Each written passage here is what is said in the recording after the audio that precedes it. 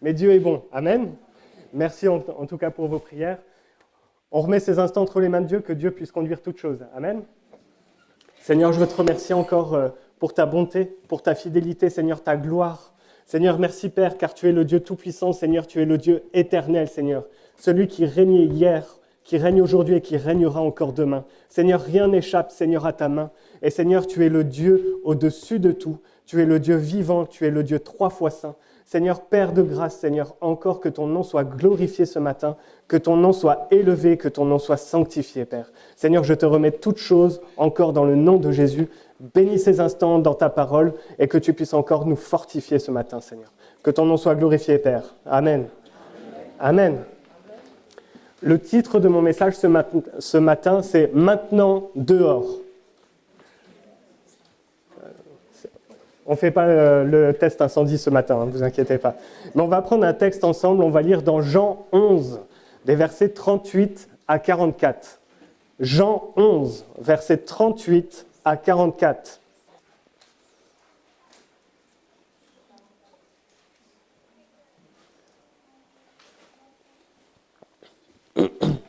Jean 11, versets 38 à 44 nous dit « Jésus, frémissant de nouveau en lui-même, se rendit au sépulcre.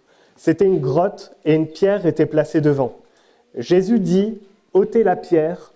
Marthe, la sœur du mort, lui dit « Seigneur, il sent déjà, car il y a 4 jours qu'il est là. » Jésus lui dit « Ne t'ai-je pas dit que si tu crois, tu verras la gloire de Dieu ?» Ils ôtèrent donc la pierre et Jésus leva les yeux et dit « Père, je te rends grâce de ce que tu m'as exaucé. Pour moi, je savais que tu m'exauces toujours, mais j'ai parlé à cause de la foule qui m'entoure, afin qu'ils croient que c'est toi qui m'as envoyé. » Ayant dit cela, il cria d'une voix forte, « Lazare, sors !»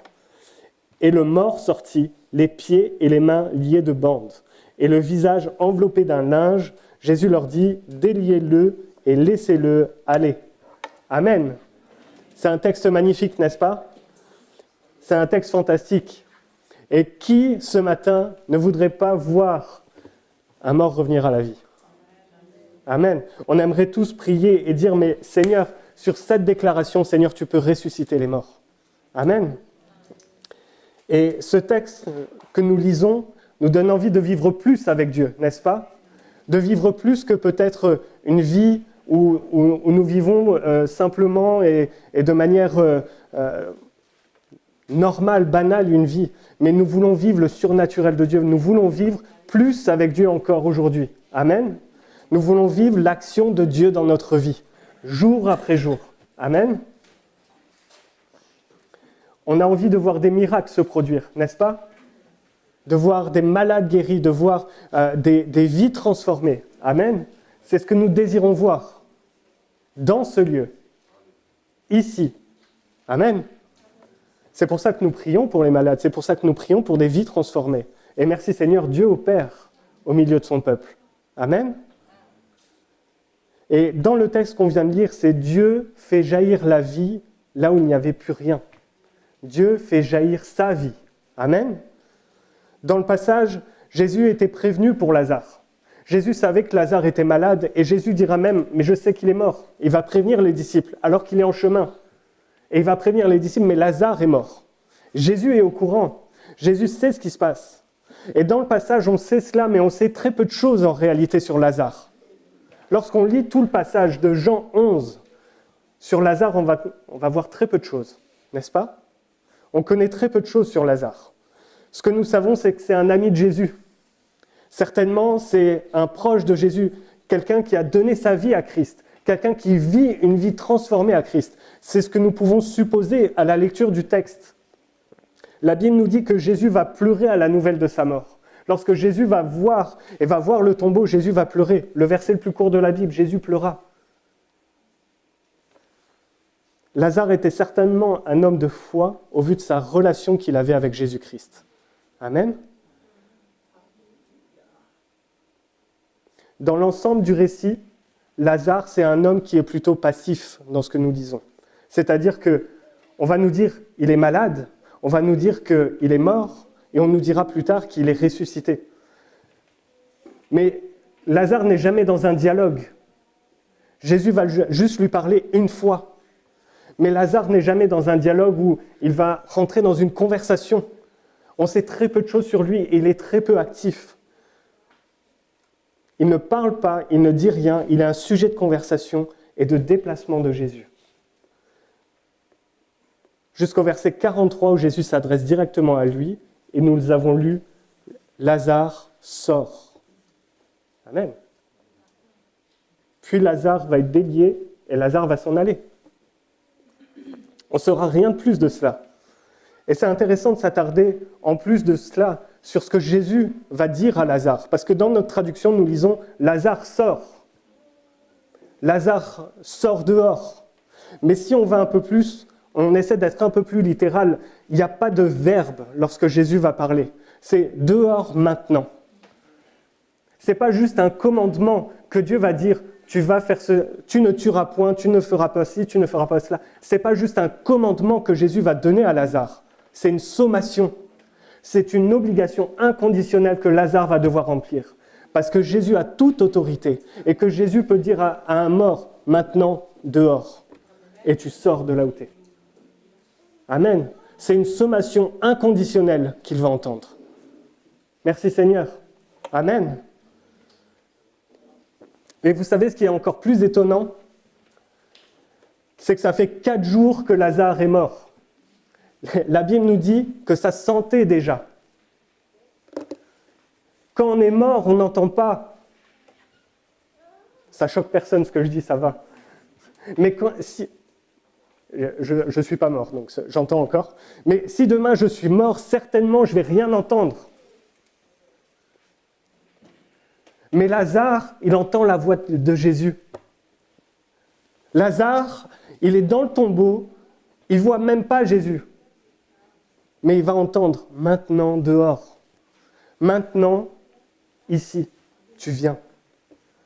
Et plus encore qu'on peut dire « maintenant dehors », c'est comme si Jésus lui disait « la vie, elle est dehors. Viens à moi ». C'est comme si Jésus lui disait « mais viens à moi parce que c'est moi la vie. Et c'est moi qui vais te donner la vie. » Amen. Amen. La vie appelle la vie Jésus. Jésus est la vie. Amen. La vie appelle la mort à la vie. Ce qui était mort maintenant revit par Jésus. Amen. Et comment on pourrait simplement ne pas juste comprendre que Lazare dans son tombeau, lorsqu'il entend Jésus, que Jésus l'appelle à la vie, quelque part Lazare va se tenir tout droit d'un coup et va sortir du tombeau. Et lisez bien, mais le dernier verset que nous avons lu nous dit que Jésus va dire aux gens qui sont autour, déliez-le. Il est sorti, il avait encore les bandes, il était encore embaumé.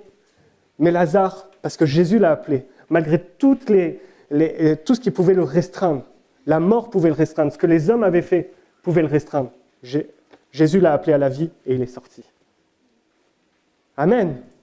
Ça veut dire que pour nous, dans notre vie, peu importe ce qui peut arriver, Jésus peut rappeler les choses à la vie. Amen. Ça veut dire que Jésus a tout pouvoir. Ce texte nous parle que Jésus est sauveur et Seigneur.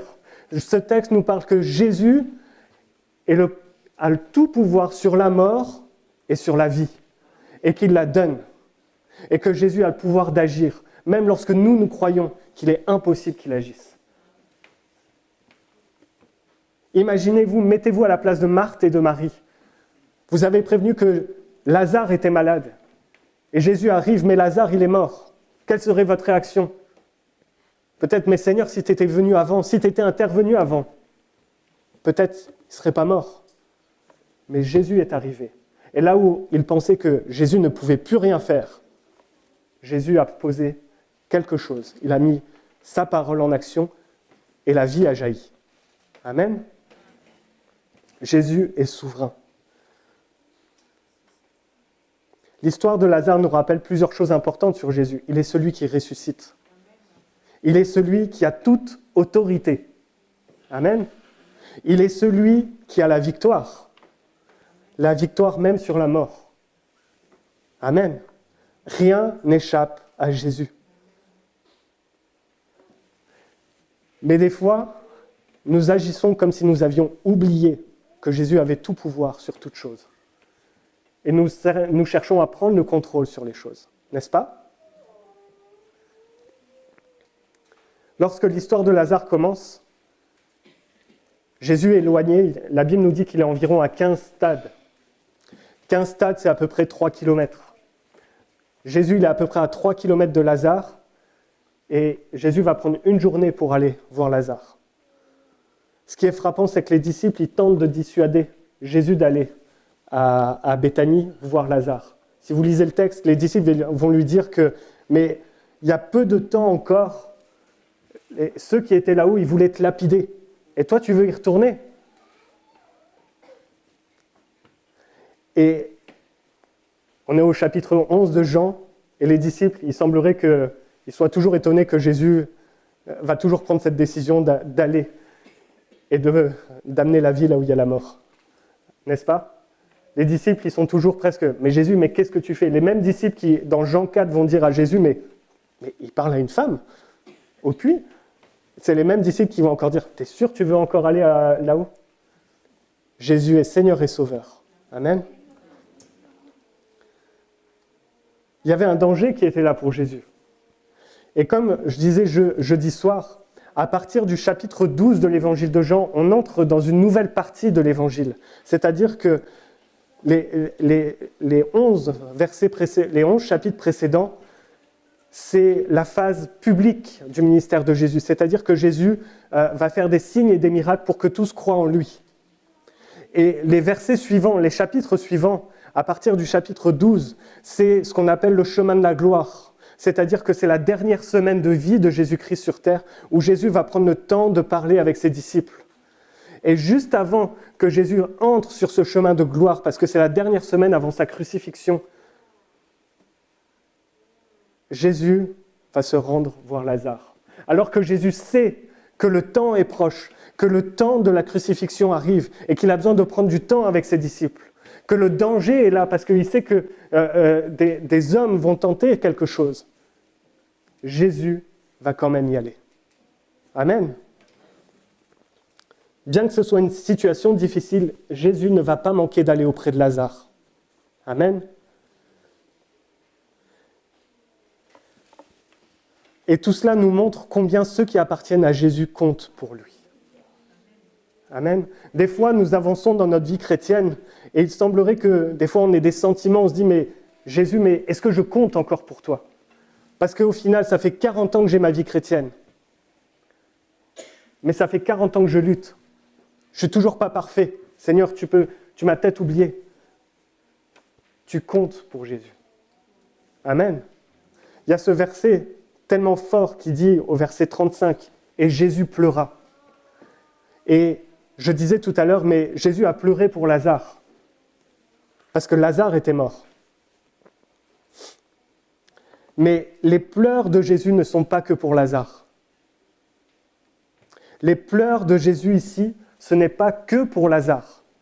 Parce qu'au moment où Jésus arrive, ce sont les funérailles de Lazare. Et au moment où Jésus arrive aux funérailles de Lazare, Jésus comprend une chose, c'est que s'il veut mettre un terme aux funérailles de Lazare, il doit préparer ses funérailles à lui. N'est-ce pas? Jésus doit provoquer ses propres funérailles pour mettre un terme aux funérailles de Lazare. Jésus sait que pour sauver de la mort, il doit lui mourir sur la croix. Amen.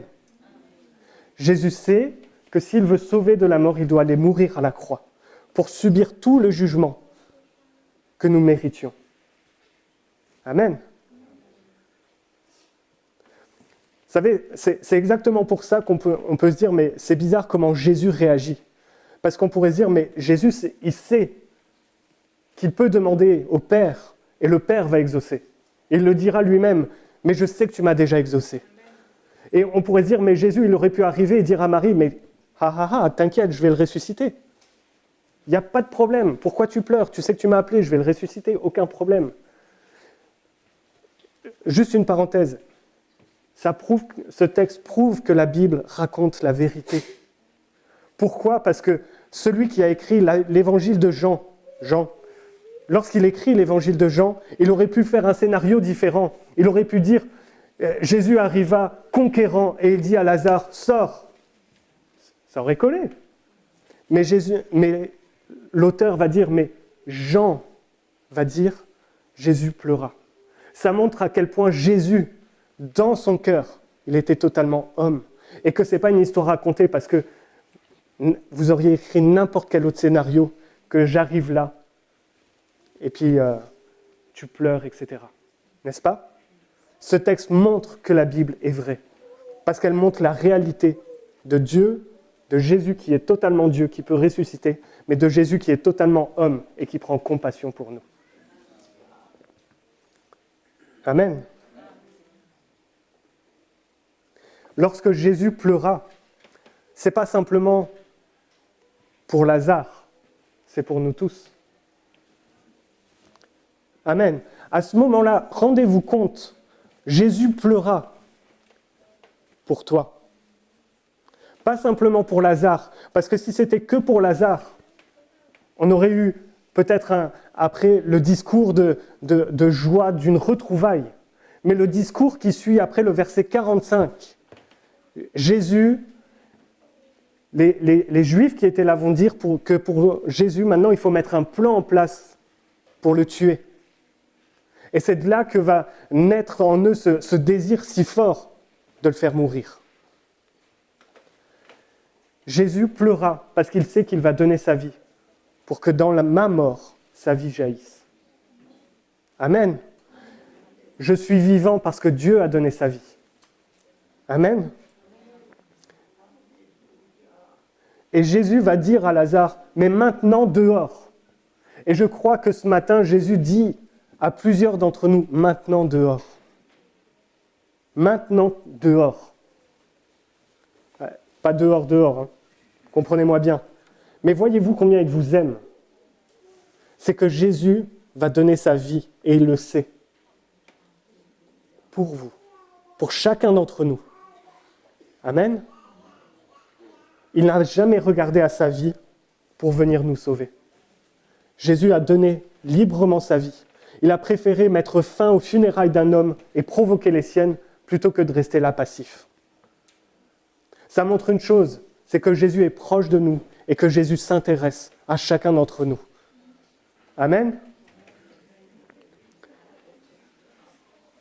On avance dans le culte ce matin et j'aimerais juste vous dire, mais Jésus, il est proche de toi. Ce matin, Jésus, il est à côté de toi. Amen.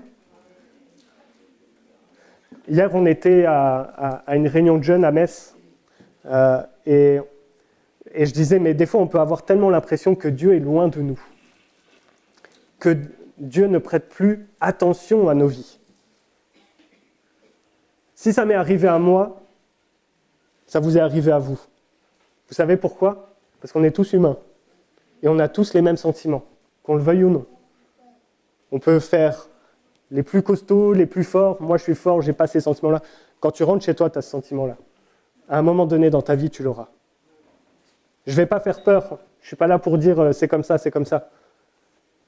Mais on est tous humains et on a tous des émotions. Et des fois, on a l'impression que Dieu est loin de nous. Et j'aimerais juste vous dire, mais c'est faux. Dieu est toujours à côté de nous. Il y a ce texte dans Ésaïe 49, versets 14 à 16, qui dit « Si on disait « L'Éternel m'abandonne, le Seigneur m'oublie ». Une femme oublie-t-elle l'enfant qu'elle allait? N'a-t-elle pas pitié du fruit de ses entrailles quand elle l'oublierait? Moi, je ne t'oublierai point. Voici, j'ai gravé sur mes mains. Je t'ai gravé sur mes mains. Tes murs sont toujours devant mes yeux. Comment l'Éternel pourrait nous oublier? Celui qui a donné sa vie pour moi, comment pourrait-il m'oublier? Frères et sœurs, c'est une question importante. Comment pourrait-il m'oublier? Il a donné sa vie pour moi. Et des fois, on peut se dire, mais j'ai été trop loin, ça y est, c'est fini pour moi. La Bible nous dit qu'il y a un seul péché qui n'est pas pardonné, c'est le blasphème contre le Saint-Esprit. C'est-à-dire, c'est arrivé à un moment donné où on ne cherche même plus le pardon. C'est arrivé à un moment donné où on a tellement forcé dans notre péché. On a tellement été loin qu'on n'est même plus capable de reconnaître l'œuvre de Christ dans notre vie et de pouvoir s'avancer devant Dieu et de demander pardon. On a l'impression que tout va bien. On est tellement dans notre péché, on est tellement ancré dedans qu'on a même l'impression d'être dans la justice de Dieu. C'est ça le blasphème contre le Saint-Esprit. Parce qu'on ne reconnaît même pas que le Saint-Esprit peut venir toucher nos cœurs et nous confondre de péché, de justice et de jugement. Frères et sœurs, souvent, lorsqu'on pense que Dieu nous a oubliés, c'est plus souvent nous qui avons oublié Dieu. C'est plus souvent nous qui avons arrêté de marcher avec lui que lui n'a arrêté de marcher avec nous. Mais Dieu, comme une femme qui allait, Dieu ne peut pas oublier ses enfants. Dieu ne peut pas oublier ceux pour qui il a donné sa vie. Amen.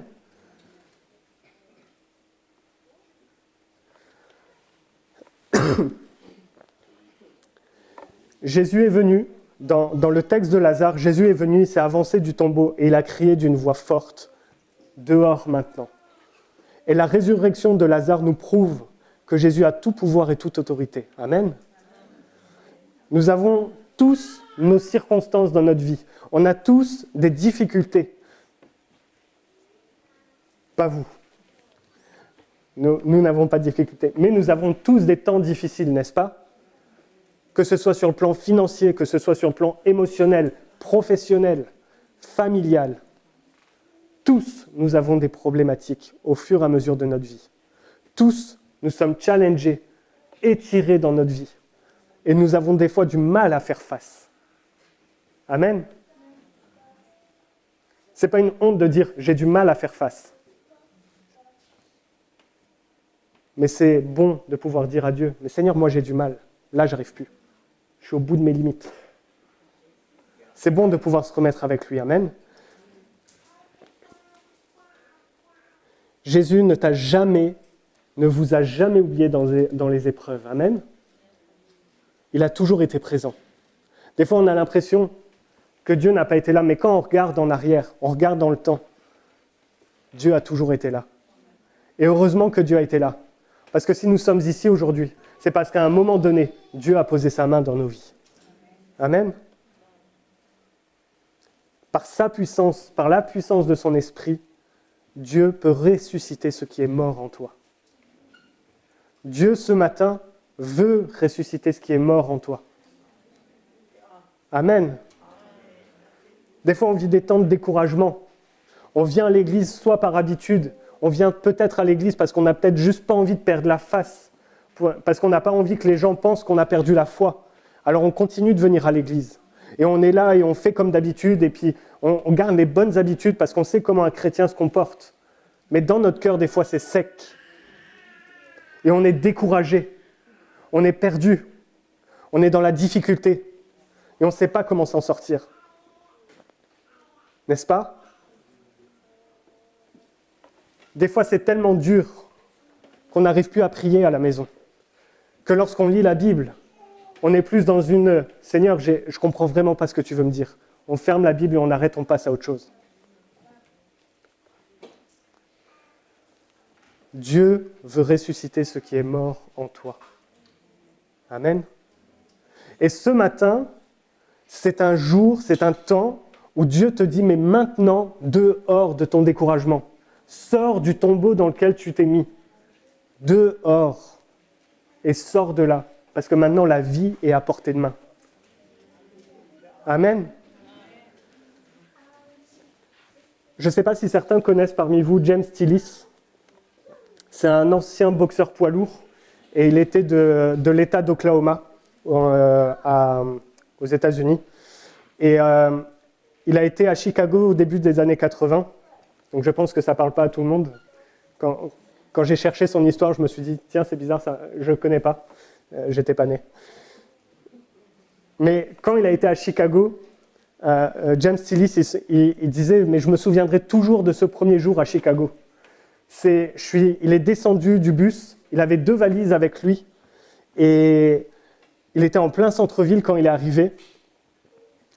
Et il s'est arrêté devant plusieurs tours. Je pense que la ville de Chicago, c'est une ville qui est très grande et très construite en hauteur. Et alors qu'il est là, il va poser ses valises, il va lever les yeux vers les tours, et il se dit, mais je vais aller à la conquête de Chicago, moi. Et il était tout feu, tout flamme. Il a baissé les yeux, ses valises n'étaient plus là. Pourquoi je vous dis ça ?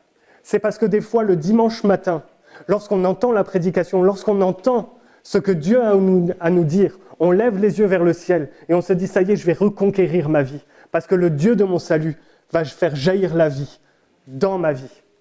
Amen. Et à midi, on rentre. Et à midi, on est rentré, on est là, on va à la maison. Et là, il y a tout le quotidien qui revient. Il y a les habitudes qui reviennent. Bon, on est dimanche. Il y a le bon poulet, la dinde qui est au four. Il y a plusieurs Italiens. Il y a aussi des Congolais, donc je pense que c'est soit le foufou, soit les lasagnes qui attendent au four. Et le quotidien, en fait, il est déjà revenu. Et ce qu'on a vécu le dimanche matin au culte, et on se dit, mais Seigneur, je vais avancer avec toi, je vais reconquérir ma vie. Nos bonnes intentions, nos valises sont déjà parties.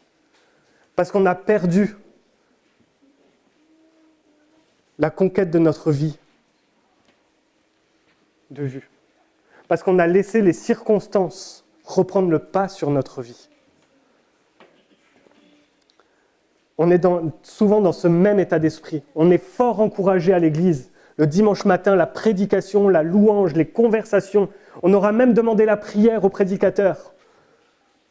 On est tellement encouragé, mais on rentre, il est 14 heures. On va aller se reposer et on commence à oublier ce qui s'est passé le matin. Et l'environnement qui est hostile à notre vie spirituelle se remet en place.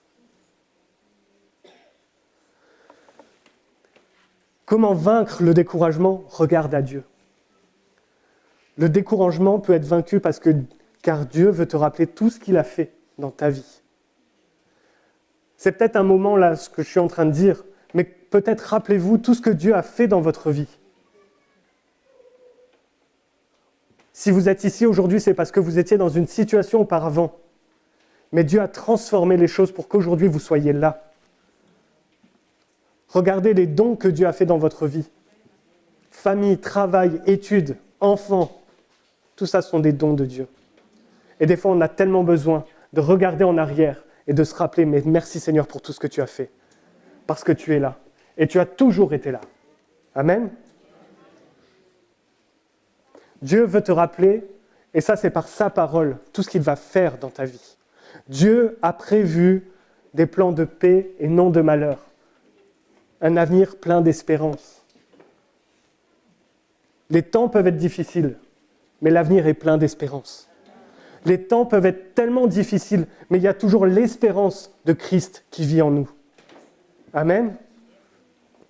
Lorsque tu rentres, allez, à midi,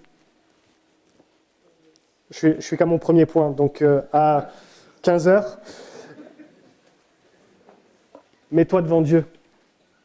Cherche pas à reprendre ta routine, cherche pas à reprendre les habitudes.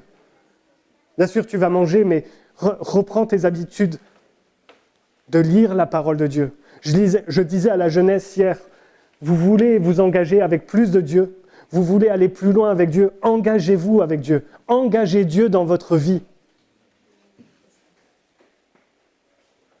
Engagez Dieu dans votre vie. Qu'est-ce que ça veut dire ? Prie. Priez. Excusez-moi. Priez. Amen. Priez, lisez la Bible.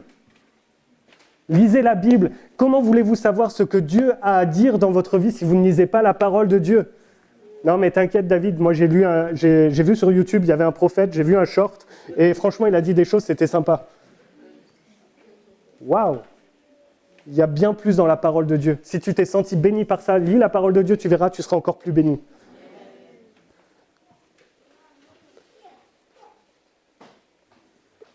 Et l'une des paroles que Dieu a pour nous dans la Bible, maintenant dehors de ta tombe, dehors de là où tu t'es enterré, dehors de ton découragement, dehors de tous ces endroits qui t'enchaînent et qui te maintiennent hors de lui. Amen. Et là où tu penses que Dieu n'a plus de solution, Dieu n'a plus de possibilité, Dieu a ressuscité un mort. Comment Dieu ne pourrait pas toucher ta vie? Comment Dieu ne pourrait pas transformer ta vie, ton cœur et ton âme? Comment Dieu ne pourrait pas changer les choses? Fais-lui confiance et obéis à sa voix. Amen. Qu'est-ce que Christ ne pourrait pas faire si Christ a ressuscité des morts? Je vous pose la question. Mais lorsque vous rentrez ce soir, on est passé de 15h à ce soir, personne n'a bronché. Je me sens encouragé. Mais lorsque vous allez rentrer plus tard, prenez une bonne habitude. Seigneur, je sors de ma tombe. Je sors de là où je suis. Et je vais aller plus loin avec toi. Des fois, on a du mal à sortir de cela parce qu'il y a des traumatismes dans notre vie. Parce que des fois, on a subi des violences. Parce que des fois, on a été battu, on a été humilié. Et on a l'impression que c'est tellement fort ce qu'on a vécu. Et c'est fort, ce n'est pas juste une impression. On se dit, mais où es-tu, Seigneur, dans tout cela? Dieu veut te guérir. Et la manière dont Dieu a guéri un mort, tu ne crois pas que Dieu pourrait te guérir? Ne crois-tu pas que Dieu pourrait te guérir? Dieu peut tout changer. Des fois, on a des sentiments, on a des émotions qui sont là, qui nous empêchent d'aller plus loin avec Dieu. Parce qu'on se restreint nous-mêmes. Parce qu'on a peur que Dieu touche à certaines choses et qu'il les ramène devant. Si vous mettez des hommes au courant de traumatismes que vous avez vécus, pardonnez-moi, ces hommes vont prendre ces traumatismes et vont vous les ramener devant vous pour vous faire encore plus mal. Pardonnez-moi, une femme qui a été violée, quand elle ramène son traumatisme du viol devant des hommes, on lui ramènera toujours que c'est une femme violée, mais jamais une femme restaurée. N'est-ce pas? Mais Dieu, quand il touche à ces choses-là, lorsque Dieu touche à nos traumatismes, ça fait mal parce qu'il y touche. Mais vous savez ce qu'il fait avec?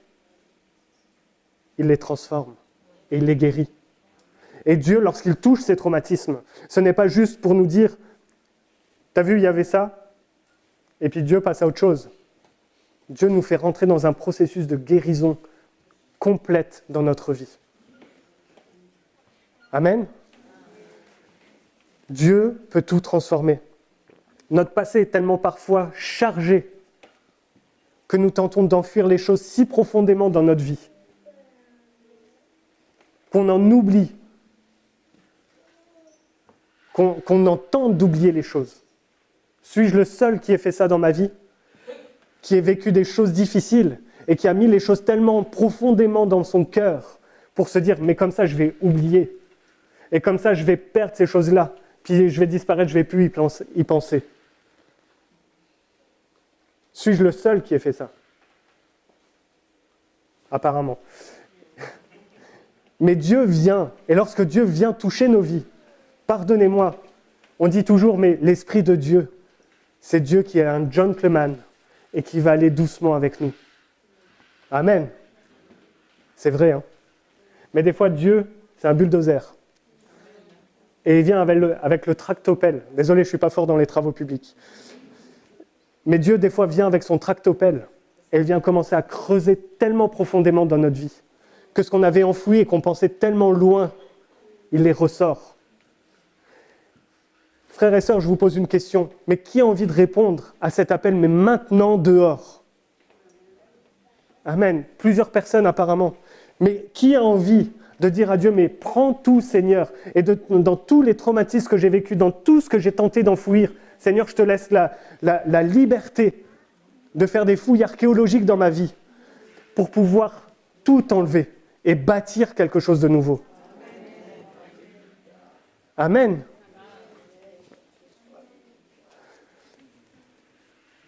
L'un des plus gros problèmes en tant que chrétiens, c'est que souvent nous entendons, quand Dieu nous dit dehors maintenant, nous entendons dehors. Amen. On veut sortir du tombeau. Seigneur, que ton nom soit béni. Mais on n'entend pas maintenant. Maintenant, c'est important. Maintenant, c'est le moment maintenant. Il faut que ce soit maintenant, parce que si Lazare s'était dit « mais demain, ça va, je peux sortir du tombeau », il serait resté au tombeau mort. Vous connaissez l'histoire de Lazare, selon certains archéologues. Lorsqu'il est sorti du tombeau, il est parti à Jérusalem. Et il y a une deuxième tombe d'un Lazare. Et sur la deuxième tombe, c'est écrit « cet homme qui a 2 tombes ». Il était pasteur d'une église à Jérusalem. Et il a prêché l'évangile partout autour de lui. Sors de ta tombe maintenant. Tu ne sais pas ce que Dieu a prévu pour ta vie, mais en tout cas, ça commence maintenant. Tout à l'heure, je disais, peut-être à 15h, vous allez rentrer chez vous et vous allez faire quelque chose, mais prenez une décision maintenant, de sortir maintenant de votre tombeau et de tous vos difficultés, de tous vos soucis. C'est maintenant la décision. Amen. Et vous savez pourquoi des fois on n'entend pas maintenant ? Parce que des fois on a un certain confort à ne pas l'entendre. Parce que des fois c'est plus confortable, sur le jour présent, de rester dans son problème, plutôt que de se lever et de regarder et de l'affronter. N'est-ce pas ?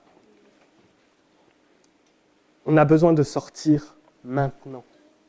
Maintenant, aujourd'hui, c'est un jour où Dieu te dit, dehors, la vie t'attend. La vie, c'est Jésus. Amen.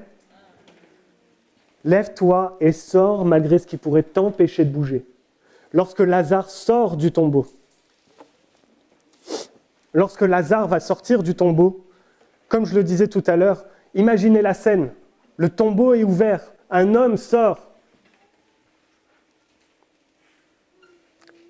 Imaginez. Et l'homme qui sort, il n'est pas en costume cravate.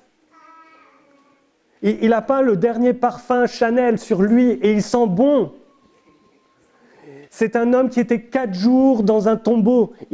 La Bible nous dit, il sent. Excusez-moi, il pue. Quand il sort, il est embaumé, c'est-à-dire qu'il a des linges, il a un suaire autour de lui, où c'est pour entourer les morts d'un linge pour éviter qu'ils se décomposent trop vite. Et c'est ça qui sort du tombeau. Ça choque personne. Mais moi, j'ai relu le texte, et quand j'ai lu ça, je me suis dit, mais c'est vrai, il avait les bandes, il avait les liens autour de lui, il ne pouvait pas bouger. Et la Bible nous dit que lorsque Lazare va sortir avec toutes ses bandes, embaumé, pas momifié, embaumé, tout ce qui va le restreindre ne l'aura pas empêché de bouger. Amen. Tout ce qui va le restreindre ne l'empêchera pas de bouger. Imaginez maintenant Marthe et Marie qui étaient en pleurs et qui disaient « Mais Jésus, pourquoi t'as tardé ?» Et peut-être qu'ils se disaient « Mais il est mort, maintenant c'est fini. » Et maintenant ils voient leur frère sortir du tombeau. Jésus. Qu'est-ce que vous pensez qu'elles ont fait ? Elles ont dû courir vers lui. Et lorsque Jésus leur dit, mais déliez-le, enlevez les bandes, que pensez-vous qu'elles ont fait ? Elles ont couru et enlevé les bandes. Amen. C'est ce qu'elles ont fait.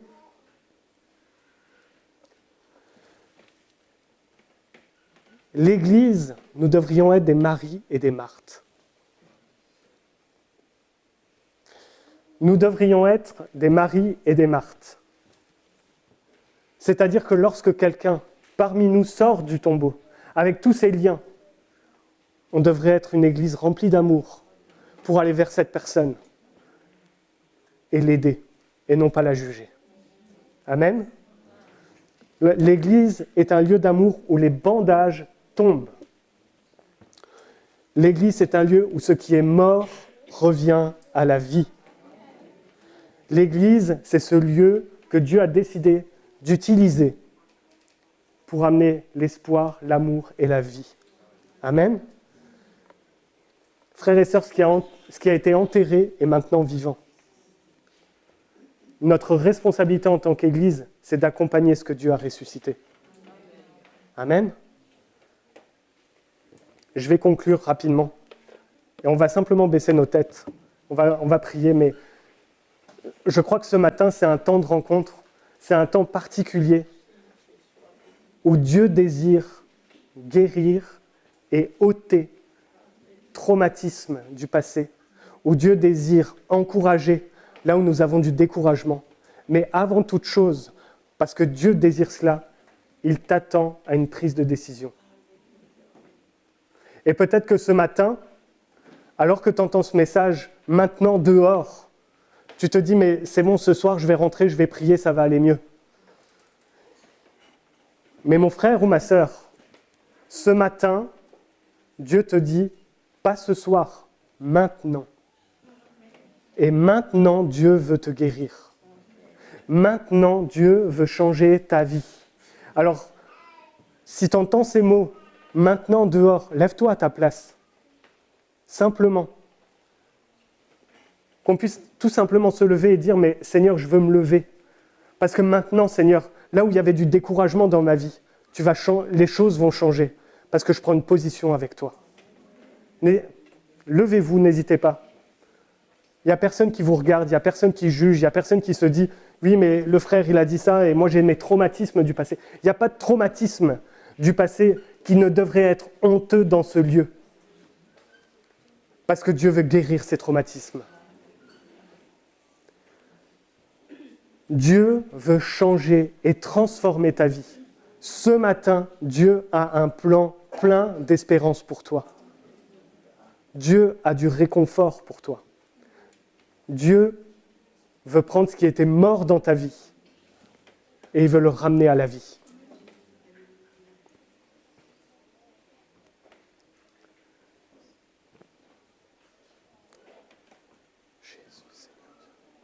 On va prendre simplement ce temps pour prier. Mais quand vous priez, ce n'est pas ma prière qui va faire que tout va aller mieux dans votre vie. Ce qui va faire que ça va mieux, c'est parce que vous prenez un engagement devant Dieu, qu'aujourd'hui, les choses changent. Parce que je réponds à l'appel de maintenant, dehors. Je sors de mon tombeau, je sors de cette frustration, je sors de cette torpitude. Et ma vie change maintenant. Seigneur, je veux te remercier, Seigneur, pour chacun de mes frères et sœurs. Je veux te remercier, mon Dieu, parce que dans ta parole, Seigneur, tu nous appelles à la vie. Seigneur, et de la même façon, Seigneur, que tu as transformé, Seigneur, cette situation, Seigneur, où Lazare était mort. Seigneur, tu lui as dit de sortir maintenant. Tu lui as dit de venir auprès de toi, parce que tu es la vie éternelle, parce que tu es celui qui donne la vie en abondance. Et Seigneur, je veux te prier pour chacun de mes frères et sœurs, Seigneur, qui ce matin veulent prendre cette décision, Seigneur, de sortir maintenant, Seigneur, de leur tombeau. Seigneur, afin, Seigneur, d'avoir cette vie, Seigneur, purifiée par toi, d'avoir cette vie en abondance, d'avoir une vie transformée par toi. Père éternel, Seigneur, je te prie, Seigneur, pour que tu puisses descendre par ton esprit dans leur vie. Seigneur, touche leur vie, Seigneur. Montre-leur, Seigneur, combien, Seigneur, tu les aimes. Combien, Seigneur, lorsque tu es venu à la croix, Seigneur, tu as pleuré pour eux. Seigneur, tu as touché leur vie. Et Seigneur, je te prie vraiment pour que tu puisses les restaurer, les transformer. Seigneur, encourage-les, que ce ne soit pas un coup d'épée, Seigneur, dans l'eau ce matin, mais qu'au contraire, Seigneur, ce soit un temps d'engagement fervent.